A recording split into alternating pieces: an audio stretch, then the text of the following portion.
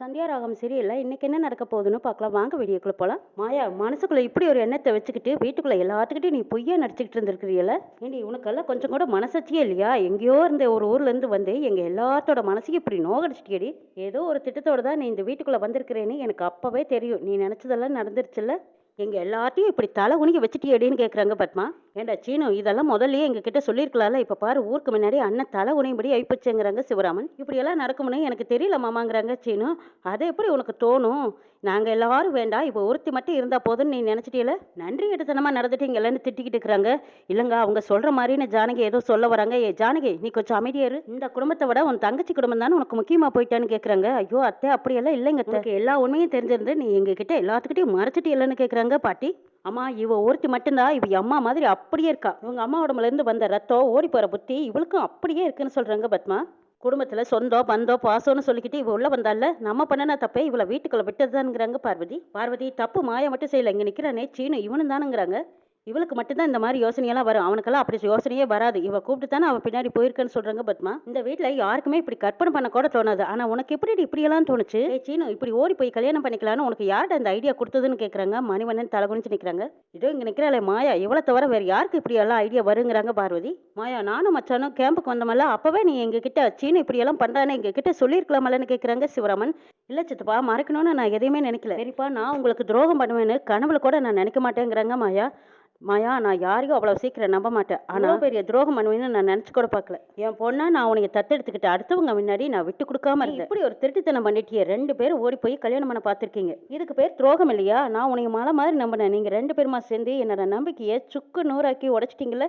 நீ வீட்டை விட்டு வெளியே போனதும் நானும் உன் கூடவே வந்தேன். அந்த அளவுக்கு உன் மேல நான் பாசத்தையும் நம்பிக்கையும் வச்சிருந்தேன். எனக்கு அடுத்தது இந்த வீட்டுல நீதானும் பொறுப்பெல்லாம் உன் கையில கொடுத்த. ஆனா நீ என்ன பண்ணன? என் மூஞ்சில கருகி பூசிட்ட. பெரியப்பா, இப்படி எல்லாம் பேசாதீங்க. நான் உங்களுக்கு துரோகம் பண்ணணும்னு நான் நினைக்கவே இல்லை. சீனுவும் நானும் லவ் பண்ணணும். ஆனா இந்த குடும்பத்தை அவமானப்படுத்தணும்னு நான் நினைச்சு கூட பார்க்கல, நினைக்கவும் இல்லை பெரியப்பா. சீனுனால என்னை மறக்க முடியல. என்னை கல்யாணம் பண்ணிக்கணும்னு சொல்லிட்டு அந்த முடிவுல தான் நானும் கோயிலுக்கு போனேன். தாலி கட்ட போற நேரத்துல நான் சீனுகிட்ட ஒரே ஒரு கேள்விதான் கேட்டேன்.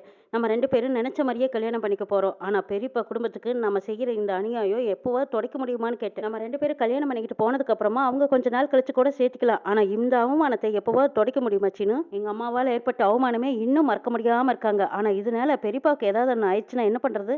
வாழ்நாள் முழுக்க சந்தோஷமா வாழத்தான் முடியுமா? நீ எழுதி வச்ச லெட்டரு இந்நேரம் அவங்க கைக்கு கிடைச்சிருக்கும். நானும் கேம்ப்ல இருந்து வந்த விஷயம் அவங்களுக்கும் தெரிஞ்சிருக்கும். நம்ம 2 பேரும் லவ் பண்ண விஷயமும் வீட்டுக்கு எல்லாத்துக்குமே தெரிஞ்சிருக்கும். ரகசியம் வெளியே வந்துருச்சுன்னா அதுக்கான சொல்யூஷனும் கண்டிப்பா கிடைக்கும். நம்ம கல்யாணம் பண்ணிக்கிட்டு போய் அவங்க முன்னாடி நிக்காம நம்ம வாழ்க்கைய அவங்க கிட்டயே கொடுத்துடலாமே. நீ தானே சொன்ன பெரியப்பா எப்படி இருந்தாலும் ஏத்துக்குவார்னு சொன்னீல. ஒரு மனுஷனை கொலை பண்றது கொலை இல்ல, ஒரு நம்பிக்கையை கொலை பண்றது கொலைதான். அப்படி ஒரு குடும்பத்தோட கண்ணீர்ல தான் நம்ம வாழ்க்கையை ஆரம்பிக்கணும் வச்சுன்னு. அந்த மாதிரி எல்லாம் எதுவுமே நடக்காது. நீ கல்யாணம் பண்ணிக்க வா மாயான்னு நீ கூப்பிட்டினாலும் இப்ப நான் வர தயாரா இருக்கேன்னு சொல்றாங்க மாயா. அப்படியெல்லாம் எதுவும் நடக்காது. அப்படியே நடந்தாலும் எனக்கு ஒன்றும் கவலை இல்லைங்கிற மாதிரி நீ நினைச்சினா என் கழுத்துல தாலியை கட்டி சீனுன்னு கேட்குறாங்க. சீனு யோசிச்சுக்கிட்டே இருக்காங்க. என்ன சீனு யோசிக்கிற? உனக்கு எது தோணுதோ அதை செய். என் கழுத்துல தாலி கட்டுற மாதிரி இருந்தாலும் கட்டுங்கிறாங்க மாயா. மாயா கேட்ட கேள்விக்கு சீனு மாலையை கழட்டி தாலியை எடுத்து கையில முன்னாடி வச்சிடறாங்க. சீனு ஒரு வேகத்துல வந்துட்டான். ஆனா நான் கேட்ட கேள்விக்கு அவனால பதில் சொல்ல முடியல பெரியப்பா. அவன் மனசும் மாறிட்டான். நாங்க என்னைக்குமே உங்க கௌரவம் போற மாதிரி நடந்துக்க மாட்டோம் பெரியப்பா. சீனுக்கு என் மேல லவ் வந்துச்சு. அந்த விஷயத்தை நாங்க வீட்டுல சொல்றதுக்கு முன்னாடியே சாருக்கும் சீனுக்கும் நீங்க நிச்சயம் பண்ணிட்டீங்க. எனக்காக உயிரையே விடுற அளவுக்கு போயிட்டா. அப்பதான் எனக்கு சீனு மேல லவ் வந்துச்சு. இதை பத்தி நாங்க வீட்டுல சொல்றதுக்கு நிறைய தடவை முயற்சி பண்ணிருக்கோம். ஆனா சொல்ல முடியல. அன்னைக்கு ஒரு நாள் ரெஜிஸ்டர் ஆபீஸ்ல எனக்கும் சீனுக்கும் தான் கல்யாணம் நடக்கிறதா இருந்தது. ஆனா உங்க சம்மதம் இல்லாம இந்த கல்யாணம் வேண்டான்னு நான் சொல்லிட்டேன். ஏய், சும்மா நடிக்காதடி. ரெஜிஸ்டர் ஆபீஸ்ல கல்யாணம் வேண்டான்னு சொல்லிட்டு அப்புறம் எதுக்கடி கோயில வச்சு கல்யாணம் பண்ண பார்த்தேன்னு கேக்குறாங்க பத்மா. அப்பெல்லாம் கூட உனக்கு மாமாவோட சம்மதம் வேணும்னு தோணலையான்னு கேக்குறாங்க பார்வதி. கோயில நாங்க 2 பேரும் கல்யாணம் பண்ணிக்க போனோம் தான். அப்போ கூட நான் குழப்பத்தோட தான் இருந்தேன். அப்போ கூட எங்க அப்பா கன்வின்ஸ் பண்ணினாரு. அப்புறம் ஏன் கோயிலுக்கு கல்யாணம் பண்ண போயிட்டு வேண்டான்னு சொல்லிட்டு வந்தேன்னு கேட்குறாங்க சிவராமன். நான் வீட்டுல இருந்து கிளம்பும் போது அப்பதான் எனக்கு ஒரு உண்மை தெரிஞ்சது. எங்க அம்மா பெரியமாவுக்கு பண்ணின துரோகம் என்னங்கிறது எனக்கு அப்பதான் தெரிஞ்சதுங்கிறாங்க. எங்க அம்மானால இந்த குடும்பம் பெரிய அவமானத்தை சந்திச்சிருக்கு. அதனாலதான் என்னாலையும் இந்த மாதிரி ஒரு அவமானம் வரக்கூடாதுன்னு தான் நான் சீனுவை வேண்டான்ட்ட பெரியப்பா.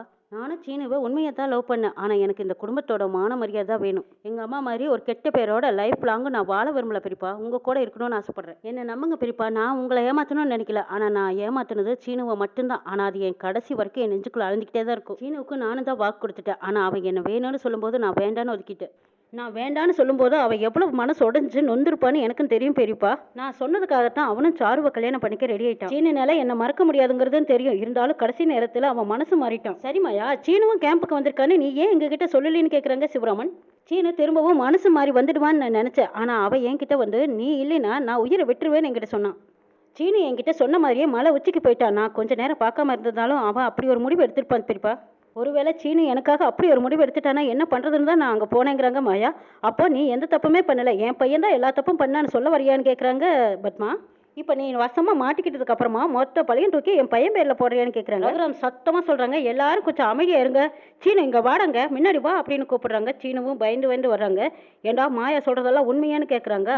சொல்லுடா அப்படின்னு கேக்குறாங்க. ஆமா மாமா, மாயா சொல்றதெல்லாம் உண்மைதான்ங்கிறாங்க. முதல்ல பண்ண காரியத்துக்கெல்லாம் மாயா வேண்டான்னு தான் சொன்னான். அதுக்கப்புறம் தான் என்னால அவளை மறக்கவே முடியல. அதுக்கப்புறம் நான் அவகிட்ட பேசுனதுக்கு அப்புறம் தான் மாயாவும் சரின்னு சொன்னான். மாயா என்ன விரும்புறான்னு தெரிஞ்சுதான் நானும் கேம்புக்கு போனேன். போய் நீ எனக்கு கிடைக்கலன்னா நான் உயிரை விட்டுருவேன்னு சொன்னேன். அதுக்கப்புறம் தான் அவன் என் கூட வந்தான். என்ன மன்னிச்சிடுங்க மாமான்னு சீனு மன்னிப்பு கேட்குறாங்க.